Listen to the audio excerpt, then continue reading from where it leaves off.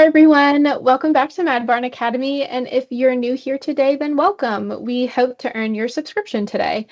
I'm Dr. Fran Rowe, one of the veterinary nutritionists here at Mad Barn. And today's topic of osteoarthritis is going to be piggybacking a little bit off of our last video on lameness examination. So osteoarthritis, or OA, is one of the most common causes of lameness in horses, particularly our older horses or our performance horses. So it's an issue that owners are usually all too familiar with. So today will be part one in a two-part series on osteoarthritis. We'll cover an overview on what OA actually is, and then in the part two video, we'll cover more of a diagnosis and management strategies. So let's get started. To begin, let's review some terms. Arthritis, which is a really general medical term, is defined as simply inflammation of a joint. Now, there are many recognized causes of arthritis, which can help us kind of further classify that arthritis into different subcategories. In horses, the three main causes of arthritis include traumatic arthritis, in which that inflammation is due to injury to the joint or joint structures. Septic arthritis, in which that inflammation is due to an infection within the joint, usually a bacterial infection. And then third, the topic for us today, osteoarthritis, in which there's inflammation that is both the cause of and effect of cartilage damage or cartilage degeneration within the joint. And osteoarthritis, or OA, can also be referred to as degenerative joint disease, or DJD. So you might hear those terms interchangeably. So our focus for today is OA specifically. So let's talk more about what actually happens inside the joint when there's degenerative change. So a joint is anywhere that two bones meet. Joints allow our really rigid skeletons to move. Joints flex, they extend, and they allow for some type of action to take place. In horses, we tend to differentiate joints as either being high motion, in which there's a lot of bending or action taking place, versus low motion, which is the opposite, and there's minimal bending or minimal action and more weight bearing or loading on the joint. So some examples of high motion joints are the knee or carpus, the fetlock, the stifle, and the coffin joint. Some examples of low motion joints include the pastern joint and the two lower hock joints, the distal intertarsal joint and the tarsometatarsal joint. Now, in order to understand how osteoarthritis affects the joint, we kind of first have to understand or take a look at what the normal anatomy is for a joint. So here in this diagram, we have an example of two bones meeting, thus making a joint. The space between these two bones would be considered the joint space. And that joint space is surrounded by a capsule, which has a fibrous outer layer, and then this inner lining that's called the synovial lining or the synovium. Now, the synovial lining or synovium is what produces joint fluid, which fills that space between bones. And the joint fluid is a very viscous fluid, so it's really thick. And its job is to nourish the cartilage in the joint, reduce friction during movement, and to act as a bit of a shock absorber during movement. Now, each bone is padded with a special type of cartilage called articular cartilage. And this padding, first and foremostly, offers shock absorption during movement or during compression. But it also allows for kind of frictionless movement when those two bones are opposing each other and moving. So the bone that lies immediately beneath the articular cartilage is called the subchondral bone. And that's important because we'll see a little bit later, some changes with osteoarthritis can take place in that immediate bone underlying the cartilage. Now, lastly, every joint has associated soft tissue structures, so tendons and ligaments that provide stability, and actually that's what is going to exert action on the joint and allow it to bend or flex or extend. So these structures, for the most part, lie outside of the joint capsule, but we still consider them part of the joint per se, because they play such a critical role in that joint's function and stability. So this diagram doesn't show it, but some joints, like the stifle joint, have additional pads of cartilage inside the joint, and they're called the meniscus. And there are two menisci in the stifle. So the stifle is equivalent to our knee. And their job of the two menisci is to offer even more padding and shock absorption during movement, because that joint is such a high motion joint and a joint that takes on a lot of compression and a lot of loading. Additionally, some joints, like the stifle and like the hip joint, for example, have an intercapsular ligament, or simply a small ligament or two that reside actually inside the joint capsule, and they kind of attach the two bones together. And again, their job is to just provide extra stability. As we already mentioned, osteoarthritis is defined as a type of arthritis characterized by cartilage degeneration within a joint.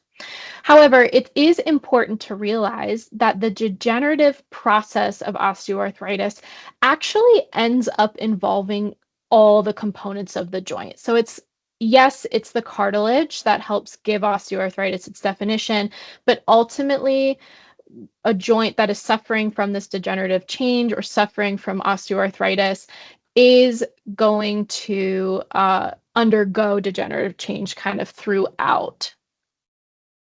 So, and the reason that this happens is because the process of cartilage degeneration or cartilage degradation or injury incites inflammation. And that inflammatory process actually perpetuates this cycle of even more degenerative change throughout the joint. So, osteoarthritis can develop in any joint, but in horses, it's most common in the high motion joints of the limbs, or we'll commonly see it in the neck as well. Now, there are many different ways that osteoarthritis can develop, but it's easiest to break them down kind of into these two main camps. One camp is a normal joint that experiences some type of abnormal stress. So, what that means is it's a joint that is anatomically normal to start with, but then the cartilage becomes damaged when abnormal circumstances arise. So, a couple examples of when that might happen include a joint infection, so our septic arthritis category, joint injury or our traumatic arthritis category, excessive use, or improper joint loading due to poor conformation. The other camp is the opposite. It's an abnormal joint that experiences what would be considered physiologically normal stresses. So in that abnormal joint, there is abnormal joint cartilage, and that means that that joint is unable to withstand what would be considered a normal workload. And that cartilage will sustain damage even when mild forces are applied during use of the joint. So let's kind of break these down into a little bit more detail and give some examples. So two great examples of an abnormal joint include developmental orthopedic disease in our young growing horses, and then age-related degeneration of the cartilage in our more senior horses. So DOD, or developmental orthopedic disease, is when the cartilage and subchondral bone fail to develop normally in the growing foal. And this results in abnormal subchondral bone and or abnormal cartilage that is either missing or creates almost like a flap of cartilage. And that's going to get in the way of normal joint loading. It's going to get in the way of that frictionless movement that needs to happen for the joint. So kind of the two big examples of DODs that most people are familiar with is osteochondrosis dissecans, or OCD, and then subchondral bone cyst. Now, the opposite for our senior horses is just age-related degeneration of the joint cartilage. So with age, joints are less able to cope with kind of the normal stresses of life and movement, etc. And they're less able to kind of repair those really minor micro damages that occur in the joint. And so you can kind of think of this as our wear and tear on a joint, and that wear and tear is just going to become more apparent with age. Okay, now let's switch gears and talk about the opposite. A normal joint that is undergoing some type of abnormal stress situation. The first on the list is going to be infection. So bacterial infection causes very significant and often irreparable damage to a joint just because of the massive inflammatory process that takes place to try and control that infection. So in most of these cases, especially for adult horses, this is usually going to occur by way of some type of penetrating wound that involves a joint. But septic joints can happen in foals, particularly if that foal was a failure of passive transfer foal and did not receive enough colostrum immediately after birth. Now, last on the list, injuries, excessive use, and poor conformation are all a little bit more intuitive as to how, we can kind of picture how those scenarios are going to result in a degenerative change within a joint. So injuries will result in joint instability and or directly damage the structures in the cartilage within the joint. And then that's going to set off your inflammatory process. Excessive use is what's going to allow for all of these really small little traumas to kind of accumulate in a joint, and it's really going to be what accelerates that wear and tear that we talked about on the previous slide. So some of these horses, with wear and tear osteoarthritis might start showing their arthritis earlier in their lifetime, especially if they've had a lot of miles, race horses coming off the track, things like that have been really used as an athlete. So their joints are going to show that. And then lastly, poor conformation is going to result in abnormal joint loading. So these horses, have some type of conformational defect. They're not standing or moving in a physiologically normal way or in a biomechanical way. So that's going to affect joints over time as well. So regardless of how the osteoarthritis starts in a joint or multiple joints, the outcome is generally the same. We see these kind of the following degenerative changes: cartilage thinning or erosion of that articular cartilage, joint swelling, which would be termed effusion, thinning of the joint fluid. So we talked about that fluid is normally very viscous, and it will become thinner and more watery. Bony remodeling, so that's going to include osteophyte formation, which is the fancy term for bone spurs, and then sclerosis or hardening of that subchondral bone underneath the cartilage, and then lastly, thickened synovium and a thickened joint capsule. So all of these degenerative changes leads to reduced function by way of a narrowed joint space, increased friction during movement, reduced range of motion, reduced ability to absorb those concussive forces during movement. Ultimately, all of this culminates into pain. And this is why osteoarthritis is so important. It can really affect the performance and quality of life of our horses by causing pain and causing lameness. So here's a really excellent diagram that really just puts into picture form kind of all those degenerative changes I just listed out on the previous slide. So this is just kind of giving you that information in the visual format, so you can really appreciate that we're starting to see some major changes to this joint, and how that's going to perpetuate that cycle of inflammation.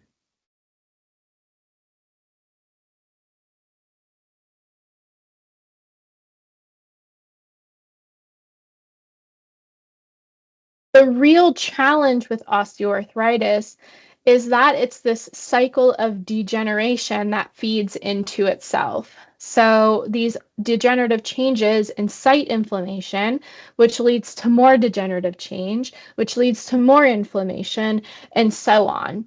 And one of the biggest ways that we address osteoarthritis is by interrupting this cycle of inflammation and trying to stop it from happening. So that is really going to lead us into the part 2 video for osteoarthritis for next time, in which we'll kind of discuss or do a deeper dive into the diagnosis and kind of management strategies for horses with osteoarthritis. All right, you guys, so here are references for today. And thanks so much for listening. Don't forget to like and subscribe, and be sure to explore the other videos on our channel. We have lots of new videos being added all the time. If you haven't seen the lameness exam video that I had posted previously, go ahead and do that, because it'll kind of give you an idea of potentially, what's going to happen when you call your vet out if you think you have a horse with osteoarthritis that needs addressed or diagnosed. Additionally, I've included some links in the description of this video below. There's some supplemental materials there just about degenerative joint disease or osteoarthritis, arthritis in general, and then we have a really great article on how to assess pain in horses, since they are often very stoic, and it can be kind of difficult to figure out if horses, especially our senior horses with osteoarthritis, are uncomfortable and if it's affecting their quality of life. All right, you guys, check back for next time on that part 2 video. It'll be coming out shortly. Thanks so much. Bye.